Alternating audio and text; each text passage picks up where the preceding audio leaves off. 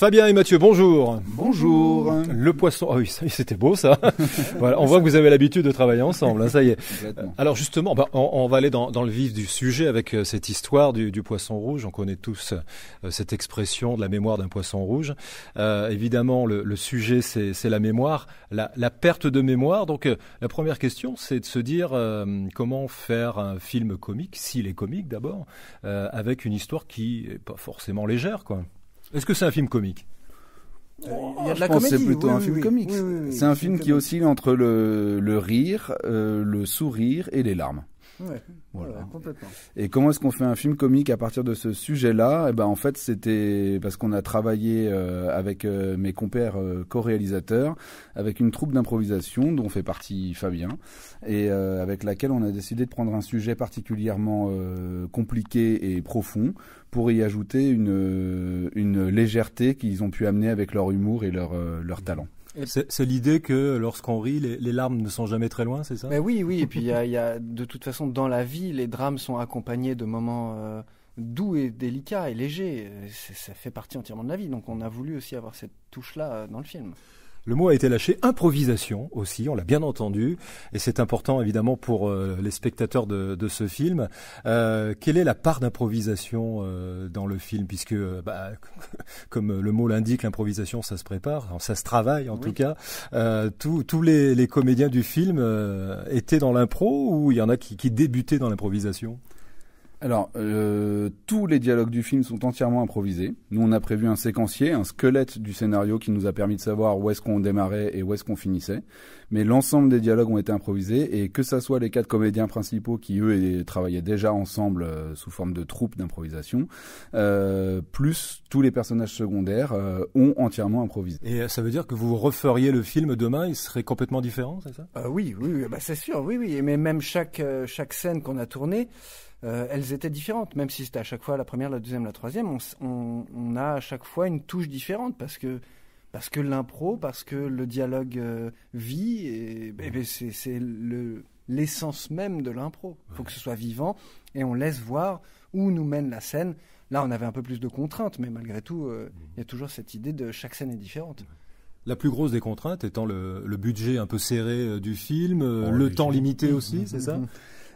Complètement, c'est un film qui a été entièrement autoproduit, qui n'a pas eu la chance d'obtenir des aides publiques ou des aides privées. Et donc on l'a entièrement porté à bout de bras avec toute l'équipe qui nous a permis de concrétiser cette aventure totalement folle et hors du commun.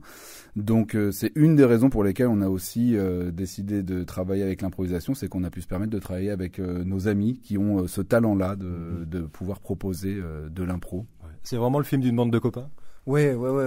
C'est même le film de 2 bandes de copains, parce que les producteurs sont une bande de copains à la base. Nous, les 4 comédiens principaux, on est une bande de copains. On se connaît aussi depuis très longtemps, donc c'est un peu la fusion logique des 20 dernières années. Ouais. Ça a dû donner lieu quand même à peut-être des fous rires, des moments cocasses. Vous avez des souvenirs de tournage qui reviennent comme ça, si on peut en donner un chacun par exemple ? Pas le même. Ouais, voilà. Moi, j'ai une scène coupée du film où on est dans un terrain vague pour faire du paintball, et il y a un des comédiens qui dit mais sur la scène je pourrais monter sur une voiture. Il y a une voiture dans le décor et il glisse et il tombe et il pète le pare-brise de la voiture en tombant dessus, et vraiment il y a un côté de oh mince, qu'est-ce qui s'est passé, et puis le gars nous dit non mais c'est pas grave, c'est bon, ça fait partie du décor. Ça, elle a été coupée, mais vraiment ce moment de gêne était très très beau à vivre.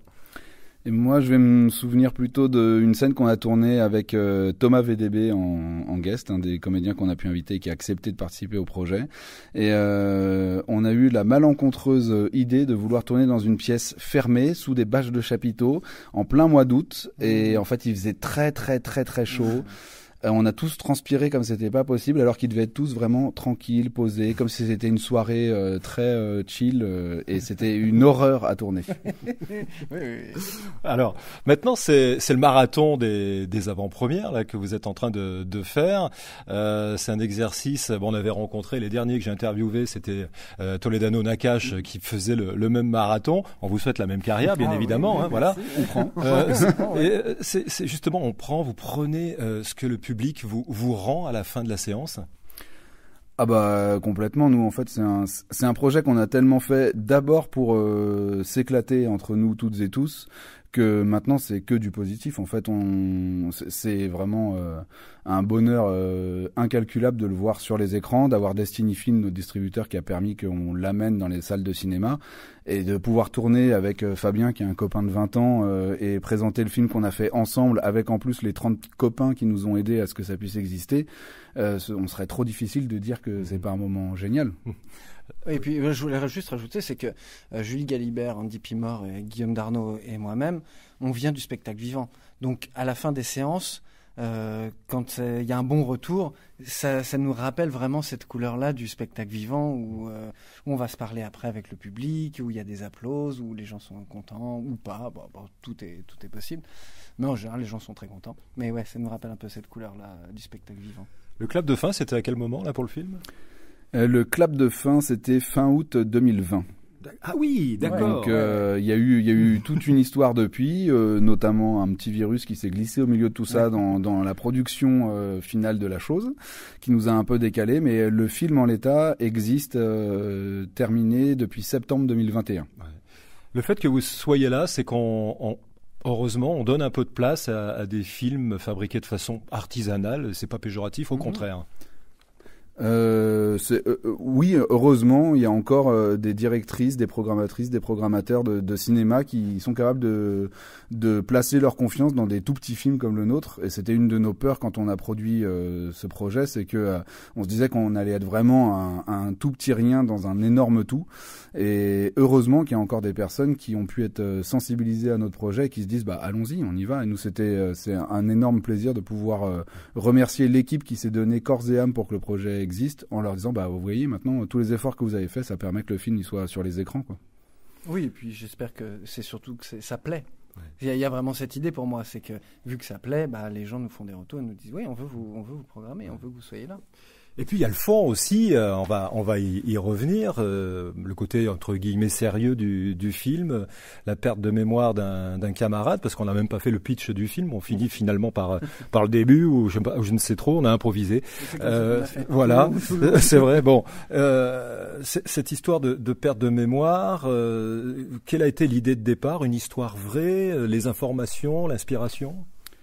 L'idée de départ, c'est d'avoir comme sujet central une maladie qui est lourde et compliquée et de parler des aidants autour de cette personne malade. C'est-à-dire qu'au final, pour nous, il y a évidemment Guillaume qui est atteint de cette maladie neuroévolutive qui il va de toute façon terminer en centre et on connaît en fait ce qui va lui arriver à lui. Mais par contre, c'était de s'intéresser à qu'est-ce que ça va créer chez tous les autres autour et qu'est-ce qu'une maladie lourde comme ça peut générer chez les personnes qui sont proches de la personne malade. Nous, on était sensibilisés à la maladie d'Alzheimer de par des connaissances ou notre famille élargie. Et en plus de ça, on s'est rendu compte que de plus en plus, il y a des maladies neuroévolutives qui touchent des personnes de plus en plus jeunes.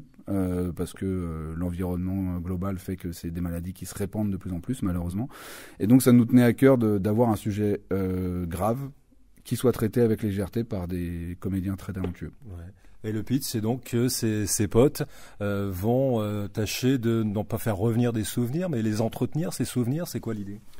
Bah, il y a, pour moi, en toile de fond, il y a quand même cette idée de la perte d'un ami, mais qui ne disparaît pas. Donc, il est encore là, mais je ne le verrai plus jamais de la même manière. Il y a vraiment le fait qu'il soit jeune fait appel à quelque chose au niveau du public, de se dire, on a l'habitude de voir des gens qui sont plus âgés et qui sont touchés par ce genre de maladie. Et le fait qu'il soit jeune, bah, du coup, ça appelle à une autre réflexion. On se dit, ah ok, c'est comme ça que je pourrais le vivre si jamais ça existait. Ouais. C'est plus présent malgré tout. 2020, ça fait un bail malgré tout, hein, bon, le film sort officiellement quand même, voilà, c'est l'actualité malgré tout. Entre-temps, est-ce qu'il y a eu des envies, comme on dit, l'appétit vient en mangeant, il y a des envies de refaire quelque chose, de faire différent, de faire mieux peut-être? Alors il y a clairement des envies parce qu'on a pris, comme ça peut, j'espère se transmettre, on a pris énormément de plaisir à travailler ensemble, donc c'est sûr qu'il y a des envies de refaire des projets ensemble. Sûrement pas de la même manière que celle qu'on peut faire sur Poisson Rouge, parce que c'est quand même très éreintant de porter un projet à bout de bras quand bien même on est épaulé. Donc oui, il y a la sortie de Poisson Rouge permet de convaincre des nouvelles personnes que on sait faire les choses, que l'improvisation n'est pas un art mineur, mais que c'est une vraie discipline qui permet de faire exploser des talents. Donc on espère que ça va nous ouvrir des portes pour de nouvelles idées. Et pour nous, les comédiens et les comédiennes, dès le lendemain, on voulait faire le 2. Donc, nous, on est prêts. Hein. Soyez nombreux pour le premier. Et ça va, si c'est nécessaire, les inciter à revenir sur grand écran le plus vite possible. Merci, messieurs. Merci avec un grand plaisir. Merci. Bon, ok, c'est pas parce que le week-end il a mal commencé qu'il va mal se terminer. Il y a bien des trucs à faire ici. Putain, trop cool. Allô. Par contre, je vais devoir bosser un peu ce week-end. Ah bon, pourquoi? Le casting pour Canet. Guillaume Canet? Ouais. Oh non, c'est nul. Et qu'est-ce que tu fais dans la vie? Moi, j'ai pas de travail, en fait. Enfin, j'avais un travail, mais je l'ai perdu parce que, en fait, je suis tombé malade. En fait, je perds la mémoire. C'est une maladie, une maladie dégénérative. Ok, cool. Ok. Alors, on va l'encourager. Ils ont quoi, là? Comme toi, mais à un stade un peu plus avancé. Et quand je suis sorti de là-bas, tu t'imagines pas la bouffée d'air que ça m'a fait. Je veux en profiter encore un peu. Bah, allons faire le tour du monde. D'abord, on va voir ton père, non? Guillaume, ça va? Fallait que je te voie, en fait.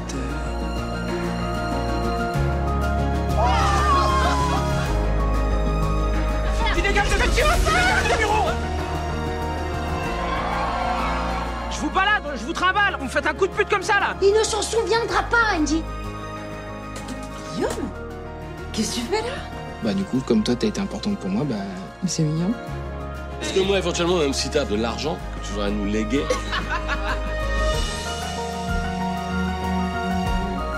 Vous êtes au courant qu'il est malade et vous lui avez fait prendre des risques comme ça? Tu ne m'oublies pas. J'ai essayé.